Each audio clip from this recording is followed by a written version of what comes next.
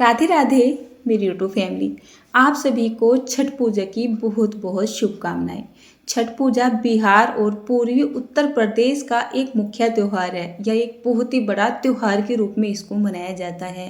तो आज मैं आप सभी के लिए लेकर आई हूँ छठ पूजा में बनने वाला महाभोग, जिसको एक महाप्रसाद के रूप में जाना जाता है, जिसको ठेकुआ बोला जाता है। तो वही रेसिपी आपके साथ में शेयर करने जा रही हूँ, जो कि बहुत ही ज़्यादा आसान है और बहुत ही ज़्यादा सुपर टेस्टी है। सुपर टेस्टी तो इसलिए है क्योंकि एक प्रसाद के रूप में बनाया जाता है अधिकतर घरों में। तो सबसे पहले हमें यहाँ पर ज़रूरत होगी सूखे नारियल की। तो मैंने यहाँ पर थोड़ा सा सूखा नारियल कद्दूकस से ही कद्दूकस कर लिया है। उसके बाद मैंने यहाँ पर ये 3 कप के जितना सिंपली गेहूं का आटा ले लिया है। आटे को हमें छान लेना है। उसके बाद हमें यहाँ पर 1 चम्मच के जितना इलायची का पाउडर डाल देना है।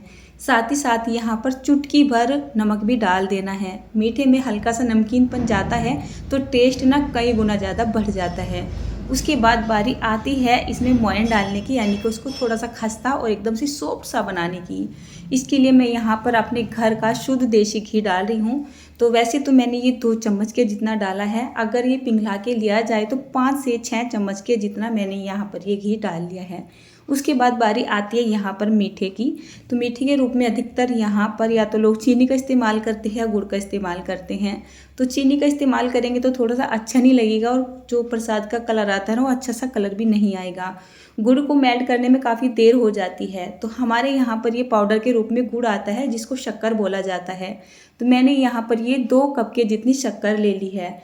उसके साथ ही मैंने यहाँ पर करीब 1 कप के जितना पानी डाल दिया है। पानी आपका कम या ज़्यादा भी लग सकता है।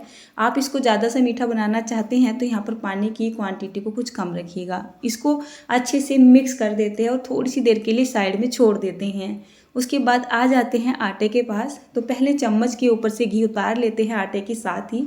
उसके बाद आटे में घी को कुछ इस तरीके से रगड़ते हैं कि इस तरीके से इसकी मुठ्ठियाँ बनने लगे या एक तरीके से लड्डू सा बनने लगे। देख सकते हैं आप, बिल्कुल इस तरीके का टेक्सचर हमें यहाँ पर चाहिए। आपको थोड़ी बहुत घी की ज़रूरत पड़ रही है, 1 आध चम्मच घी की ज़रूरत पड़ रही है तो आप थोड़ा बहुत घी और डाल लीजिएगा। उसके बाद ये जो हमने सिरप बनाया था हल्का सा इसको मिक्स कर देते हैं। उसके बाद ये छलनी ले लेते हैं और इस सिरप को यहाँ पर डाल देते हैं।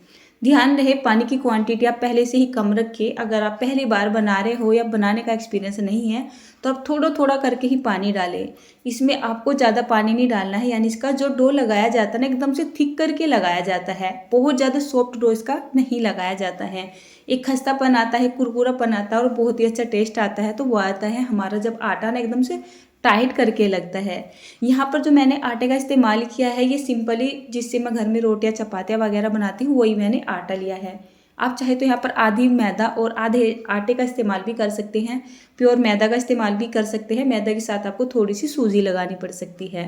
आटा देखिए हमें कुछ इस तरीके से तैयार करना है कि एक गोला सा बना के हल्का सा प्रेस करें तो इस तरीके से इसकी किनारियाँ फटनी ज़रूर चाहिए। टाइट है ना तो जो किनारे हैं ना वो तो इसकी फटेंगे ही। आटा बिल्कुल तैयार हो चुका है। अब हमें क्या करना है, इसको रेस्ट पे छोड़ना है। तो कम से कम 10 से 20 मिनट का आप इसको रेस्ट दे दीजिए। उसके बाद चलिए यहाँ पर कढ़ाई वगैरह रख देते हैं और आगे का प्रोसेस कर लेते हैं।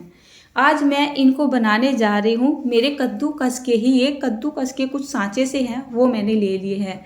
इसको मैं बिना मोल्ड के बना रही हूँ, मतलब इसकी ना शेप के डिजाइन से आते हैं। मोल्ड ही बोल सकते हो ना, ठेकुआ के जो मोल्ड आते हैं।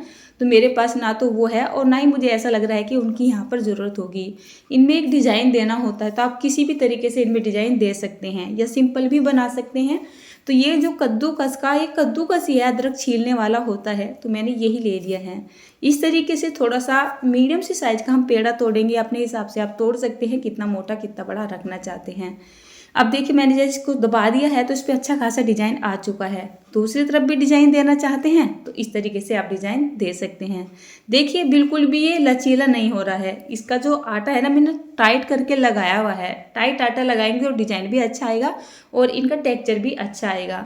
एक बार फिर से आपको दिखा रही हूँ, जब इस तरीके से आप दबाते हो तो दोनों तरफ बहुत ही बढ़िया डिजाइन बन जाता है। आप ज़रूरी नहीं आपके पास भी यही होगा, आप इसी से डिज़ाइन बनाओगे। आपके पास जो भी कुछ ऐसा सामान हो और आप इसमें डिज़ाइन बनाना चाहते हो तो आप बना सकते हो। चलिए एक तरीके से और आपको बता देती हूँ कि आप इस तरीके से इसका गोला बनाओ। थोड़ा सा इसको प्रेस कर दो और यहाँ पर ये मैंने ले लिया है एक डिज़ाइन वाला, ये मेरी वेजिटेबल कटर है ना, उसके साथ आए हुए हैं बहुत सारे टूल्स।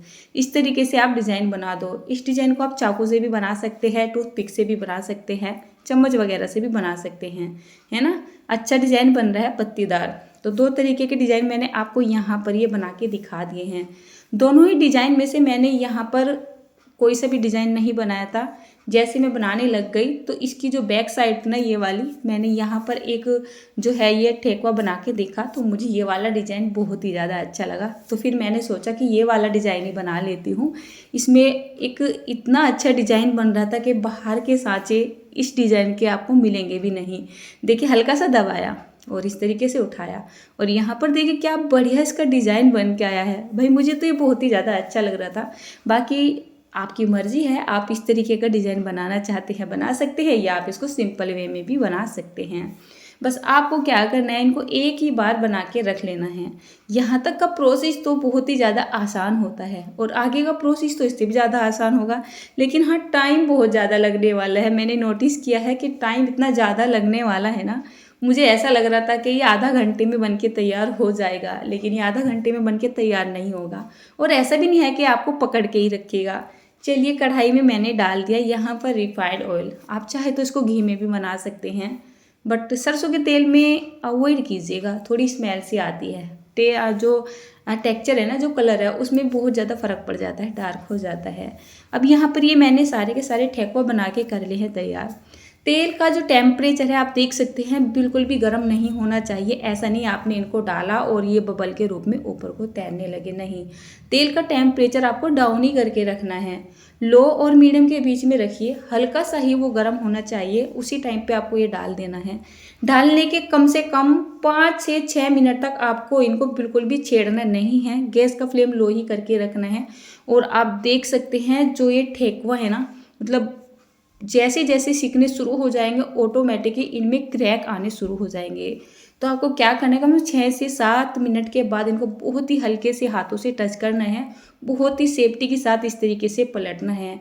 जैसे जैसे ये सिक्के आते हैं ना, इतने ज़्यादा सॉफ्ट हो जाते हैं कि आपको इनको टच करते हुए भी डर लगेगा, पर डरिए मत। थोड़ा सा सेफ्टी बरतते हुए बहुत ही सावधानी से इनको एक बार पलट दीजिए और एक बार पलटने के बाद कम से कम इनको 10 मिनट तक सेकने दीजिए, गैस का फ्लेम एकदम लो करके। और उसके बाद फिर से आप इनको एक बार पलट दीजिए। तो आपको ये ऐसा नहीं है कि चला चला के सेकना है, बस ऐसा करें कि हल्के से हाथों से पलट दे और 8 से 10 मिनट के लिए छोड़ दे।